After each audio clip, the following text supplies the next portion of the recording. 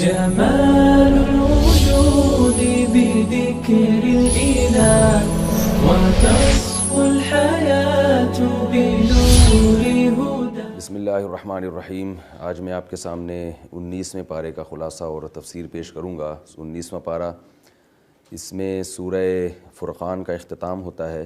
اعوذ باللہ من الشیطان الرجیم. بسم اللہ الرحمن الرحیم. وقال الذین لا یرجون لقاءنا لولا انزل علینا الملائکۃ او نری ربنا. یہ غیر مسلمین یا اس زمانے کے مشرکین کہا کرتے تھے کہ ہم پر فرشتے نازل کیوں نہیں ہوتے، یا ہم اپنے رب کو اپنی آنکھوں سے کیوں نہیں دیکھ لیتے. ان بیہودہ اشکالات کا اور اعتراضات کا اس صورت کے شروع میں، اس پارے کے شروع میں ذکر کیا گیا ہے اور اس کے جوابات دیے گئے ہیں. لقد استکبروا فی انفسہم. فرمایا یہ لوگ اپنے آپ کو بہت بڑا سمجھتے ہیں، یہ تکبر ہے کہ آپ یہ مطالبہ کریں کہ میں اللہ کو اپنی آنکھوں سے دیکھنا چاہتا ہوں.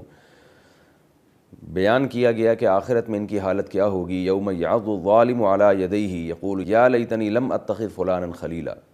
کیونکہ انسان کو ماحول خراب کرتا ہے، دوستیاں خراب کرتی ہیں، تو اللہ تعالیٰ فرماتے ہیں کہ قیامت کے دن یہ کہیں گے کہ ہائے کاش میں فلاں کو اپنا دوست نہ بناتا. رسول اللہ صلی اللہ علیہ وسلم کی شکایت کا تذکرہ کیا کہ آپ صلی اللہ علیہ وسلم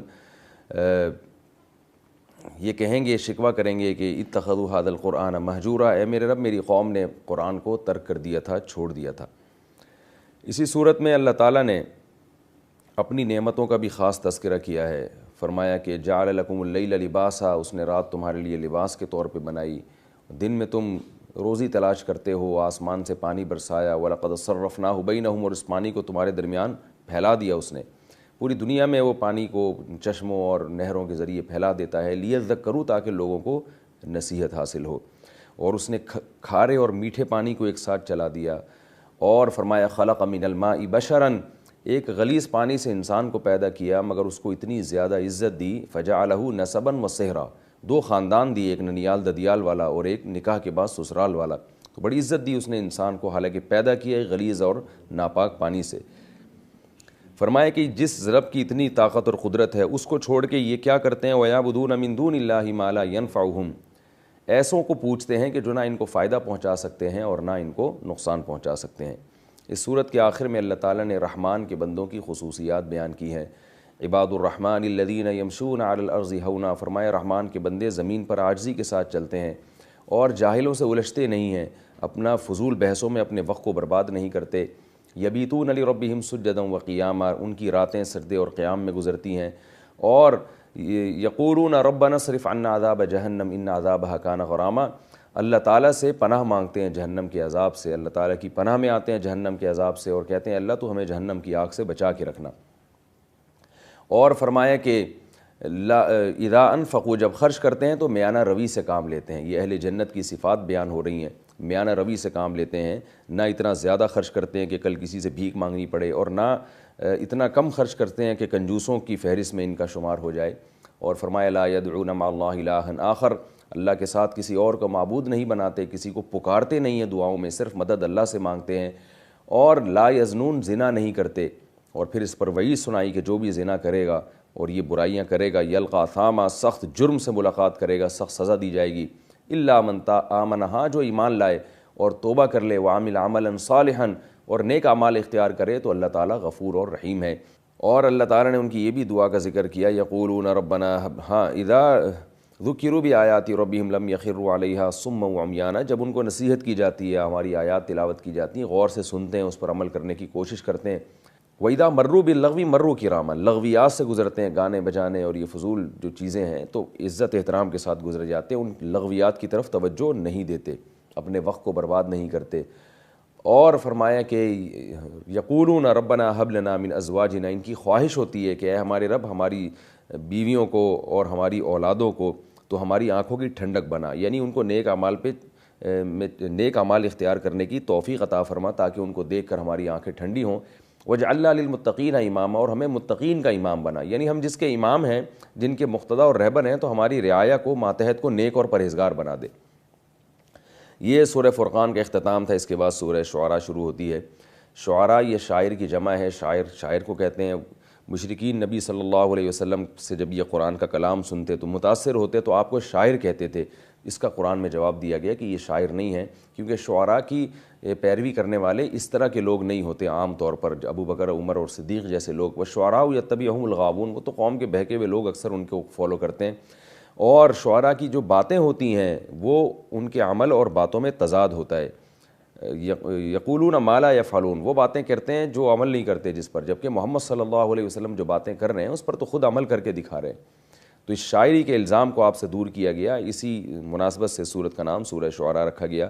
اس سورت کے شروع میں اللہ تعالیٰ نے حضرت موسیٰ علیہ الصلوۃ والسلام کا مختصر واقعہ بیان کیا کہ کیسے کوہ طور پہ جا کے اللہ ان سے ہم کلام ہوتے ہیں، ان کو نبوت ملتی ہے. پھر اس کے بعد فرعون کے پاس جاتے ہیں، فرعون ان کو طعنہ دیتا ہے، الم نربک فینا ولیدن، اے موسیٰ تم مجھے کیسے نصیحت کر رہے ہو، تمہیں تو میں نے محل میں پال پوس کے جوان کیا ہے، میرے محل میں تم جوان ہوئے ہو، تو کیسے آج مجھے سمجھا رہے ہو. موسیٰ علیہ السلام نے فرمایا، اور پھر یہ بھی طعنہ دیا فرعون نے کہ تم نے تو ایک قتل بھی کیا ہے. موسیٰ علیہ السلام نے فرمایا وہ قتل مجھ سے غلطی سے ہوا، وَكُنْتُ مِنَ الضَّالِّينَ، میں غلطی کرنے والوں میں سے تھا، جان کر یہ قتل مجھ سے نہیں ہوا. وَتِلْكَ نِعْمَةٌ تَمُنُّهَا عَلَيَّ أَنْ عَبَّدتَّ بَنِي إِسرائيل، رہا مسئلہ نعمت کا کہ تو نے مجھے محل میں پالا ہے، تو یہ بھی اس نعمت کا بھی ذرا تذکرہ کر کہ تو نے میری قوم کو جو غلام بنا کے رکھا ہوا ہے اتنے عرصے سے، ان کے بچوں کو قتل کر رہا ہے اور ان کو غلام بنایا ہوا ہے، یہ بھی تو ایک نعمت ہے، ذرا اس کا بھی تو تذکرہ کر. تو میں اپنی قوم کو آزاد کروانے کے لیے آیا ہوں، اور اپنی قوم کو، میری قوم کو میرے ساتھ چھوڑ دے، جانے دے، یا تو مجھ پر ایمان لے، اگر ایمان نہیں لاتا تو کم از کم اتنا کر لے کہ میری قوم کو پر ظلم کرنا چھوڑ دے اور مجھے اپنی قوم کو یہاں سے لے جانے دے، اس شہر سے. فرعون کی سمجھ میں بات نہیں آئی، معجزات کا مطالبہ کیا گیا اور پھر جادوگروں سے مقابلہ ہوا اور وہ جادوگر بھی ایمان لے آئے، تو فرعون نے ان کے ہاتھ پاؤں کاٹ ڈالے. اس کے بعد اللہ تعالیٰ نے موسیٰ علیہ السلام کو وحی کی کہ اپنی قوم کو راتوں رات مصر سے لے کے نکل جائیں. فرعون نے منادی کرا دی اور ساری قوم کو جمع کر لیا کہ ان کا تعاقب کرو، ان کا پیچھا کرو. سب پیچھے آئے ہیں تو بنی اسرائیل پریشان ہو کر کہنے لگے انا لمدرکون، اے موسیٰ ہم تو پکڑے گئے. حضرت موسیٰ علیہ السلام نے فرمایا کلا، ہرگز نہیں، میرے ساتھ میرا رب ہے. اللہ نے حکم دیا کہ آپ لاٹھی کو پانی پہ ماریے، جب پانی پہ ماری ہے فنفلق فکان کل فرق کالطود العظیم، دو پہاڑ کی طرح وہ موجیں رک جاتی ہیں اور بنی اسرائیل گزر جاتے ہیں اور فرعون اس میں آ کے ہلاک ہو جاتا ہے. یہ واقعہ اللہ تعالیٰ نے بیان کیا. اس کے بعد اللہ تعالیٰ نے ابراہیم علیہ السلام کا واقعہ بیان کیا کہ ابراہیم علیہ السلام اپنی قوم کو سمجھاتے ہیں هل يسمعونكم اذ تدعون، ان بتوں کو تم پوچھتے ہو، تم جب ان کو پکارتے ہو یہ تمہاری پکار سنتے بھی نہیں ہیں، حاجت روائی کیا کریں گے. لیکن قوم نہیں مانی. ابراہیم علیہ السلام کہتے ہیں لیکن میں تو صرف اسی کی عبادت کروں گا کہ جو یمیتنی ثم یحیین، وہ مجھے موت دیتا ہے، مجھے زندگی دیتا ہے، اور اذا مرضت فہو یشفین، جب بیمار ہوتا ہوں تو وہی مجھے شفا دیتا ہے، یطعمنی ویسقین، وہی مجھے کھلاتا بھی ہے، وہی مجھے پلاتا بھی ہے. ابراہیم علیہ السلام کے اس مکالمے کے بعد نوح علیہ السلام کی قوم کا ذکر ہے کہ قوم نوح نے بھی نوح علیہ السلام کی تکذیب کی. اور کس بیس پہ تکذیب کی؟ انؤمن لک واتبعک الارذلون، اے نوح قوم کے پست اور غریب لوگ آپ کو فالو کر رہے ہیں، ہم آپ کو فالو نہیں کر سکتے، یہ لوگ آپ کو کیوں فالو کر رہے ہیں؟ تو نوح علیہ السلام نے کہا ما انا بطارد المؤمنین، میں ان مومنین کو اپنی مجلس سے باہر نہیں نکال سکتا، کیونکہ مجھے ڈر ہے کہ میں نے ان کو نکالا تو اللہ کا عذاب نہ آ جائے میرے اوپر. بالآخر قوم نہیں مانی اور قوم نے عذاب کا مطالبہ شروع کر دیا. پھر طوفان آیا اور اللہ نے اس قوم کو ہلاک کر دیا. اس کے بعد قوم عاد کا تذکرہ ہے کہ ہود علیہ السلام نے قوم عاد کو سمجھایا، بڑے طاقتور لوگ تھے. ہود علیہ السلام نے ان سے یہ بھی کہا تتخذون مصانع لعلکم تخلدون، پہاڑوں میں تراش کے ایسے گھر بناتے ہو گویا تم نے ہمیشہ یہاں رہنا، اتنے مضبوط گھر کیوں بنا رہے ہو اور اتنا محنت کیوں کر رہے ہو گھروں کے اوپر. قوم نے کیا کہا سواء علینا اواعظت ام لم تکن من الواعظین، اے ہود آپ ہم کو سمجھائیں یا نہ سمجھائیں ہمارے حق میں برابر ہے، ہم ایمان لانے والے نہیں ہیں. بالآخر اللہ نے اس قوم کو بھی ہلاک کیا. اس کے بعد قوم سمود کا تذکرہ ہے. صالح علیہ السلام نے قوم سمود کو سمجھایا اور قوم سمود ماننے کے بجائے معجزے کا مطالبہ کرتی ہے. اونٹنی کو نکالا گیا لیکن قوم سمود نے اونٹنی کی ٹانگیں کاٹ ڈالی اور اللہ کو اس قوم پر بھی عذاب آیا. اس کے بعد قوم لوط کا ذکر ہے. لوط علیہ السلام نے اپنی قوم سے کہا کہ تأتون الذکران من العالمین، تم عورتوں کو چھوڑ کے مردوں سے اپنی خواہش کو پوری کرتے ہو، تم حدود سے تجاوز کرنے والے لوگ ہو. قوم نے لوط علیہ السلام کو دھمکی دی کہ ہم آپ کو اپنی بستی سے نکال دیں گے. لوط علیہ السلام نے اللہ سے دعا کی کہ اللہ اس برے عمل سے مجھے اور میری آل کو محفوظ فرما. بالآخر اللہ نے اس قوم کو بھی تباہ کر دیا. اس کے بعد اصحاب ایکہ کا تذکرہ ہے کہ شعیب علیہ السلام نے ان کو سمجھایا کہ ناپ تول میں کمی مت کرو، لیکن وہ قوم جواب میں کیا کہتی ہے اسقط علینا کسفا من السماء، اے شعیب اگر تو سچا ہے تو آسمان کا ٹکڑا ہم پر گرا کے ہم پہ ہلاک کر دے، کیوں ہمیں دھمکیاں دے رہا ہے، دکھانا اس عذاب کو. بالآخر ان پر عذاب آیا اور وہ قوم بھی تباہ و برباد ہو گئی. اس کے بعد اللہ تعالیٰ نے اس صورت میں بیان کیا کہ انہ لتنزیل رب العالمین، یہ قرآن رب العالمین کی طرف سے نازل کردہ کلام ہے۔ اولم یکن لہم آیۃ ان یعلمہ علماء بنی اسرائیل، فرمائے بنی اسرائیل کے علماء اس پر ایمان لا رہے ہیں، تو عوام کو چاہیے کہ وہ یہ دیکھے کہ جو بنی اسرائیل کے دیندار علماء ہیں، اللہ سے ڈرنے والے، وہ اس قرآن کے قرآن ہونے کی گواہی دے رہے ہیں۔ اس میں بھی اسلام کی حقانیت اور قرآن کی حقانیت کی بہت بڑی دلیل ہے۔ اس کے بعد اس سورہ شعراء ہے جس میں اس کے بعد سورہ نمل ہے جس میں اللہ تعالیٰ نے سلیمان علیہ السلام کا واقعہ بیان کیا۔ نمل کہتے ہیں چیونٹی کو۔ تو سلیمان علیہ السلام کا واقعہ بڑی تفصیل سے بیان ہوا ہے کہ چیونٹی کی کلام کو سلیمان علیہ السلام نے سنا، اور سلیمان علیہ السلام کو ہدہد نے آ کے خبر دی کہ ایک بہت بڑی ملکہ ہے جو سورج کی عبادت کرتی ہے، اور ہدہد پریشان ہو رہا ہے کہ اللہ کو چھوڑ کے یہ کیسے عبادت کرتے ہیں۔ سلیمان علیہ السلام نے ہدہد کے ذریعے خط بھیجا ملکہ سبا کے پاس۔ ملکہ سبا نے لوگوں کو جمع کر کے کہا کہ ایک بادشاہ کی طرف سے پیغام آیا ہے جس میں اسلام کی دعوت دی گئی ہے، بتاؤ کیا کریں ہم؟ تو اس کے درباریوں نے کہا کہ ہم چڑھائی کرتے ہیں، ہم طاقتور لوگ ہیں، باقی جیسے آپ کا مشورہ ہو۔ ملکہ سبا نے کہا بھائی دیکھو، اگر ہم لڑیں گے تو اگر وہ صحیح نکلے اور فتح ہو گئی تو وہ جو ہے نا اینٹ سے اینٹ بجا دیں گے اور عزت دار لوگوں کو ذلیل کر دیں گے۔ میں امتحان لیتی ہوں کہ وہ سچے نبی ہیں یا نہیں ہیں۔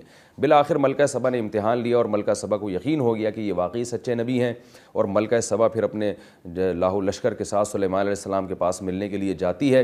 سلیمان علیہ السلام ایک معجزہ دکھاتے ہیں، اپنا اس کا تخت اٹھا کے لے آتے ہیں، اور وہ ملکہ سبا سے پوچھا جاتا ہے کہ یہ کس کا تخت ہے؟ وہ حیران ہوتی ہے کہ بھئی یہ تو میرا بالکل ایسے ہی تخت ہے۔